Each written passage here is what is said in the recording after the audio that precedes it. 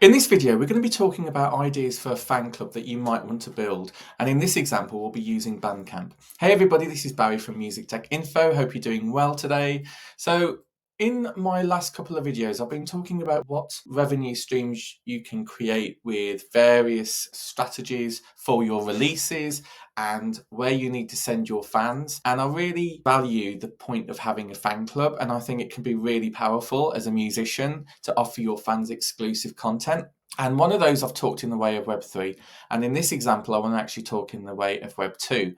The fan club that I typically have set up is actually on bandcamp.com, and it's just a fantastic site where you can purchase music as a fan, and you can also buy merch as well. But it allows musicians to fully control the releases that they want via the platform. There's active people looking on the platform for music as well via things like genres.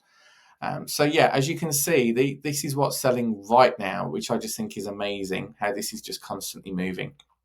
So cool. So if I go to the top and we'll have a look at my fan club. Now I'm known as Cyber Monday. So if I go to view site, so what you'll see, these are all of the releases that I've released since the start of being Cyber Monday. So you've got all of the kind of singles and B-side projects. Then you've got all of my albums. So I did Store Credit, Store Debit, which is like a remix album, Store Self Side B. And then I did a load of cover albums under the covers 1, 2, side 2, 3. Then I released some instrumental albums, which is really cool, based on the previous albums that I did. And that was a side project, Robocast. And then we've got synthwave albums here, Daywave, Nightwave, Retro Lift, Retro Fall. And then I even started releasing compilations. So, because I do so much music and I release so much. Now, not all of this stuff is on Spotify, so that's something to bear in mind. But what's great, for the typical person that's interested in my music, they can go straight onto here and they can actually purchase the albums from this site. If, however, they want to subscribe, I can actually see the fan club here. So if I go onto the fan club, you basically get everything that I've already released, as well as special releases and exclusives. So it breaks down what you get. So you're able to access messages, as in like a wall, which is really cool, all of the back catalogue, as well as subscriber-only releases, as well as the option to purchase exclusive merch.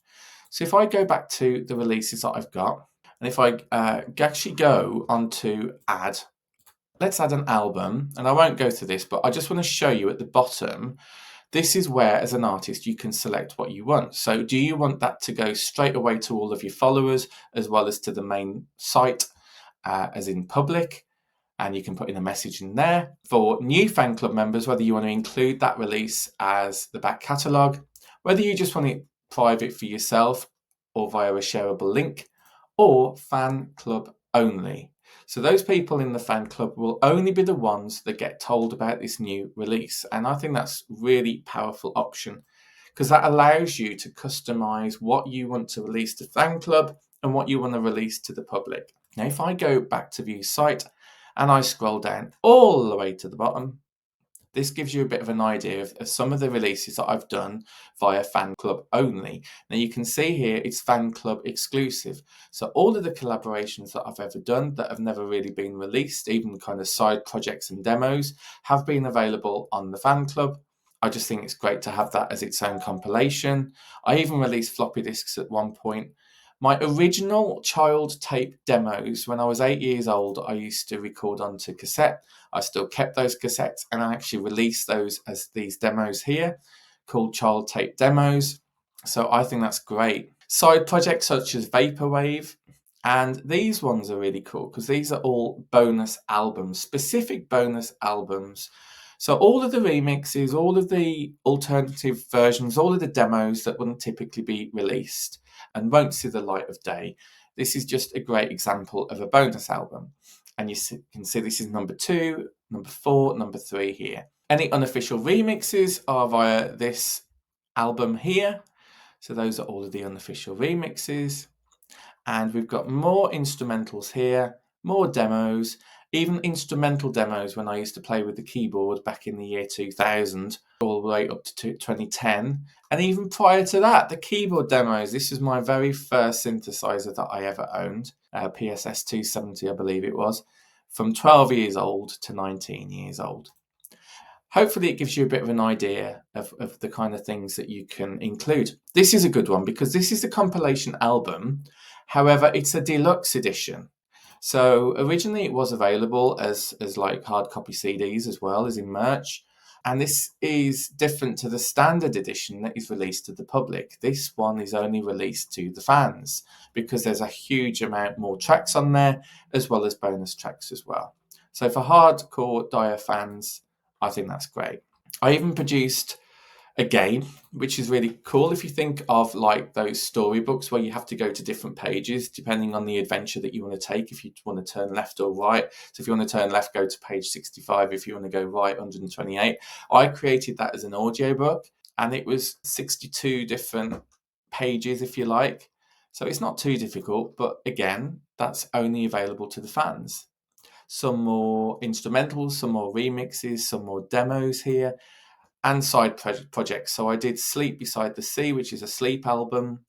I found that reversing certain tracks really came into their own, so that was released as its own release as well. The original vocal demos when I was 18, all the way up to 2010. It was me there. Gosh, that was a while ago. See, I was synthwave even then. And then all of the singles that I've got on here, again, other side projects. So I'm also known as Cyber Friday for my EDM music, and I wanted to incorporate my Cyber Monday fans into that. So I produced all of those releases onto the fan club as well. Another Vaporwave album.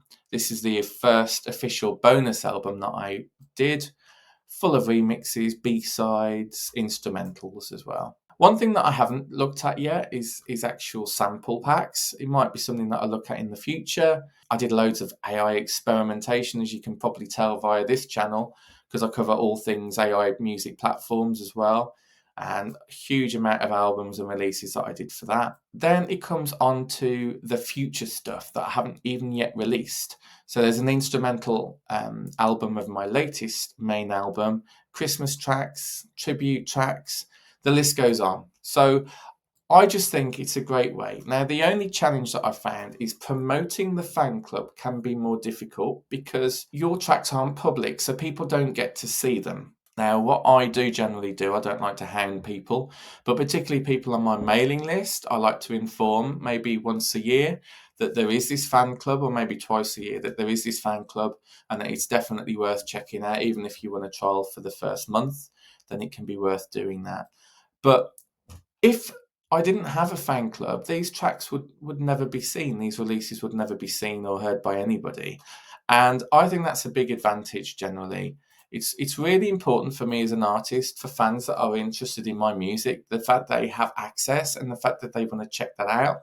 And that's another reason why I got into blockchain in terms of Web3 music, because there's a lot of platforms out there, again, featuring NFTs with unlockable content, unlimited editions. It was brilliant. And again, via this channel, there's loads of videos on that as well. But it was important for me to at least allow my hardcore fans to check out my music, and especially the unreleased stuff.